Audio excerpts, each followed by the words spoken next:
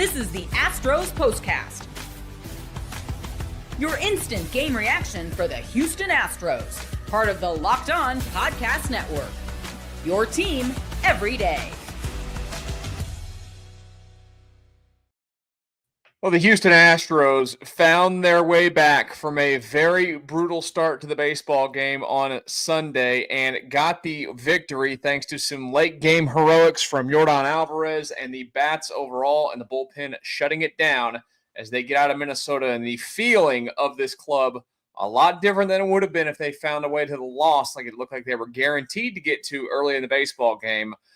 As they head off now to Seattle. Hello and welcome this evening to the Locked On Astros Postcast. Sorry for the about 20-minute delay there. Appreciate you guys hanging with me there for a second. Just had to get something done here at the house before I could get started, and we knocked that out. And here we are to talk about the Astros, who get their first extra inning victory of the season by a final of 9-7. Today's episode of the Locked On Astros Postcast is brought to you by Gametime. Download Gametime app, create an account, and use code LOCKEDONMLB for $20 off your first purchase. Man, oh man, what a roller coaster of emotions, but here's what you're going to be talking about from this one. This is what you'll be talking about. Momentum, swag, whatever it is that you want to give, good juju, you give the phrase to it. That's what you're going to be talking about from this one. Because, again, like I mentioned to start the show here, think about what you would have been feeling about this baseball club if they continued that game today after being down big early. Ronel Blanco comes out, can't throw strikes at all. Can't get outs at all. Struggles mightily. Gives up a total of 4 runs in an inning and 2/3, and Contreras behind him gives up 3. You're sitting there down 7-0 after 4. I mean, we know what can happen when you're down 7-0 after 4. It could have just packed it in, said, forget it. We're going home. We're not going home. We're getting on the plane. We're going to Seattle. It is what it is. It's a loss. It's a series loss. Move on, forget about it, wash it away, live to fight another day. We all know that this team probably is feeling a little bit of pressure and a little bit of, I don't want to say desperation. Desperation is not a fair assessment of where they're at. You can't be desperate inside of 10 games of the season. But I would imagine frustrated overall with how they've played, knowing that they're capable of more offensively pretty consistently. You know, today, knowing that your pitcher in Ronel Blanco is capable of far better than what he gave you. We'll talk about him in just a bit. Knowing that you're just better than how you've played overall to this point of the season. So again, they could have packed it in. Said, forget it. But they didn't. They kept playing. The Twins, of course, have pitching that, not all that great itself. Paddock's terrible. And their bullpen, I don't know what in the world Rocco Baldelli was doing today other than giving the Astros a gift. Going to Duran there to face the end of the Astros batting lineup there in the 8th inning. To go to Jax in the 9th. Was mind-blowing. Now, I would imagine that, and I haven't seen any quotes from Baldelli, that the Twins had advanced numbers probably on how each pitcher fared against each hitter, but here's the fact. Like, Duran throws 100+. He's the better pitcher. He's the better end-of-the-game pressure situation guy to have. And for whatever reason, whether maybe it was a wanting to get a pitcher into a situation where he can get a save early in the year and thinking that would get him ready because they're going to count on both to finish off games this season. Is that a smart move, in my opinion, to do that when you're staring at the lineup and you go, Well, in that ninth inning, Houston will have the top of the lineup. It's probably not good. Guess what it wasn't? Was not good for the Minnesota Twins. Isaac Paredes, great day for him. 4 hits, needed that. Gets on base. Jordan finally sends one to the moon, and he sent it to the moon, and he knew he sent it to the moon the second he hit it to tie that baseball game up. We've all been waiting for that swing. He's been waiting for that swing. And it happened in a clutch moment. And this isn't the first time, of course, the Astros have done this in Minnesota. The scars there, I know that those scars are still around from 2017. I was there for the Super Bowl in whatever year that was, and it had been a few years at that point. It was after, or no, that was the 2017. That was after 2017.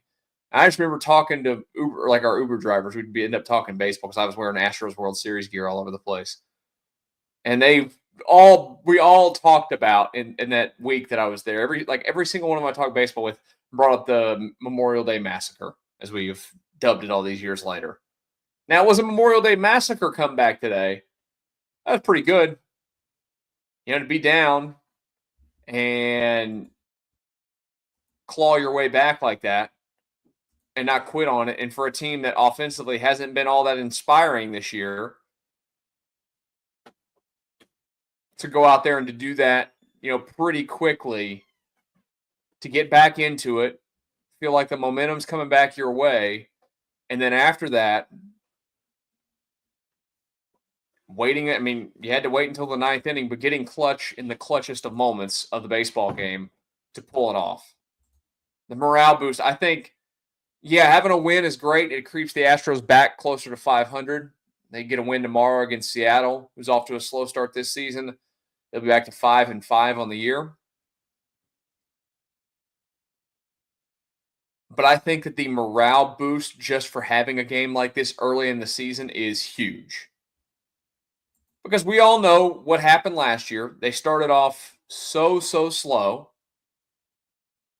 And it took them a while to dig out of that hole.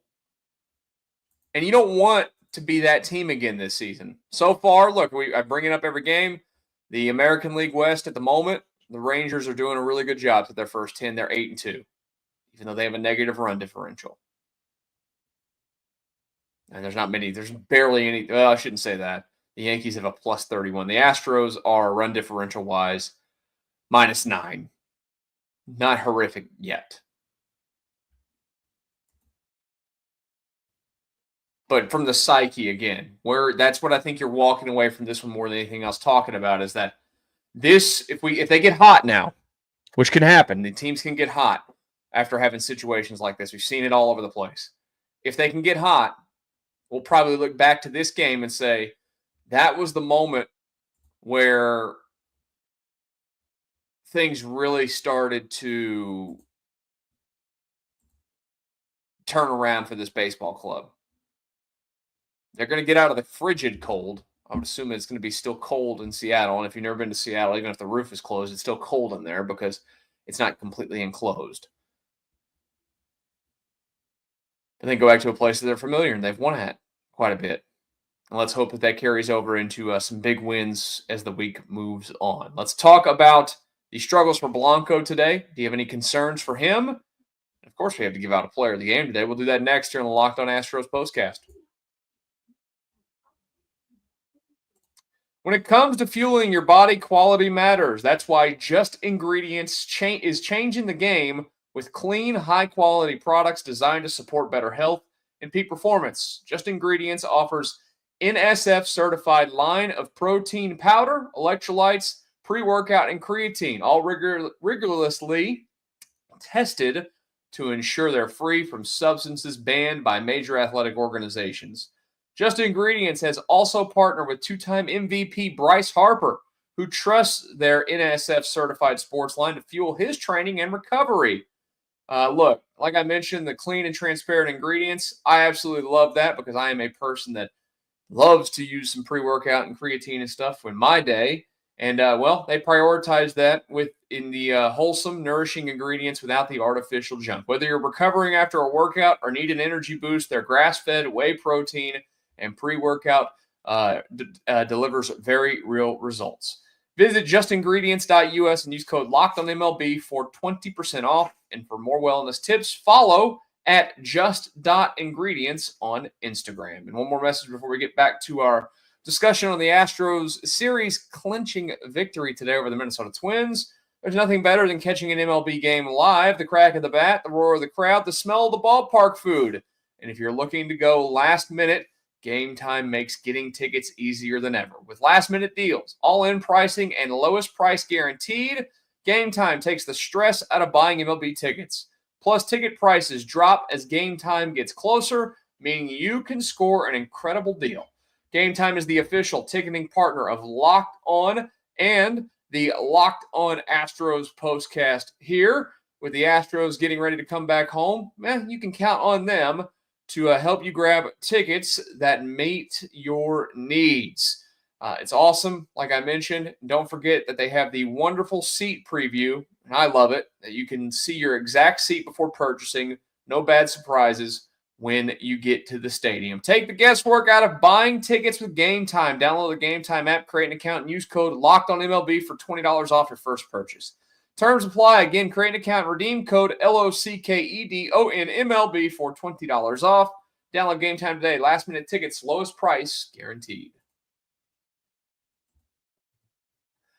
Call it a comeback. The Houston Astros today overcoming a big deficit early, winning in extra innings for the first time this season, 9-7 over the Minnesota Twins, and doing it in dramatic fashion with a great ninth inning two-run home run from Yordan Alvarez. The 10th inning also spectacular. You always feel like, and look, the Twins did not score their run in the 10th. You always feel like in those, when you go into those situations now with the automatic base runner at second to start the inning, that you're guaranteed almost to an extent to have a run score in that first inning, or I should say in that extra inning. It's even better when you can score two.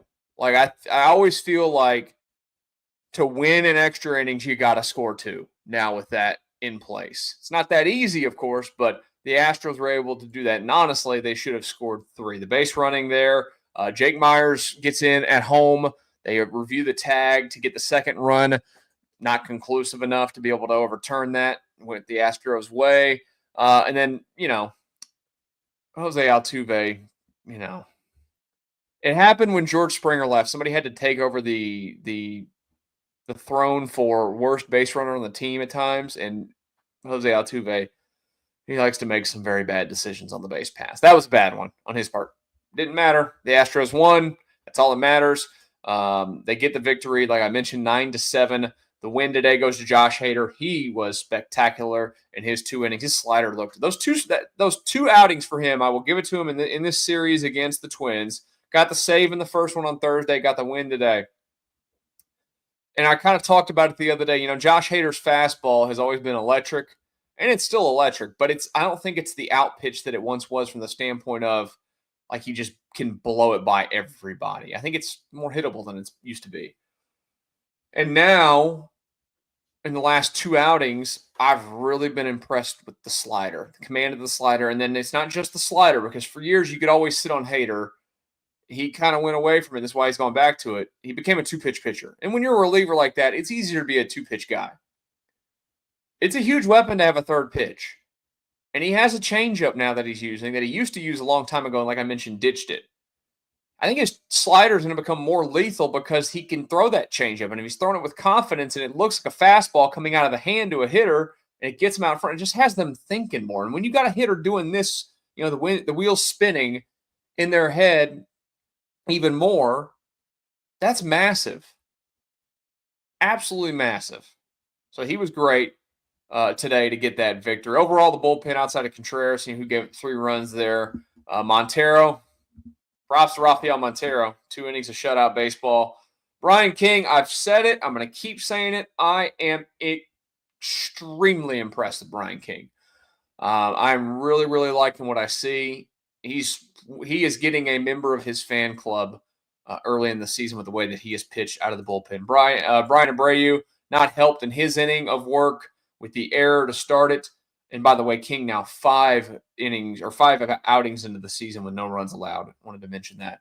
Abreu gives up a single after that, but then gets out of it. Really settled down and found his way. That was huge as well. And then the Astros, of course, like I've said a few times, their offense finally does something big in a big moment. You love to see that when that happens for the Houston Astros. The question today is, who is going to be? This is the Locked On Player of the Game. I have options. I love options. Options are great. And you usually have options when you go out and you score 9 runs, pound out 13 hits. Only struck out 9 times today. They've been striking out a lot. Walked 4 times. Had 1, 2, 3, 4, 5 guys with multi-hit games. But I think you know who I'm going to give it to today. I'm going to guess you know who I'm going to give it to today. Your dad, your God himself, your daddy himself, whatever Jordan nickname you want to give him. Air Jordan will get the player of the game today. 2 for 4.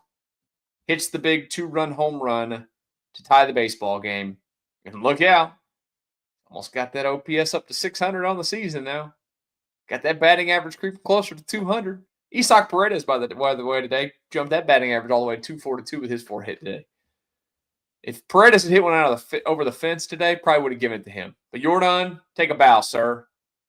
We've all been waiting for your clutch moment. We have to give it to you.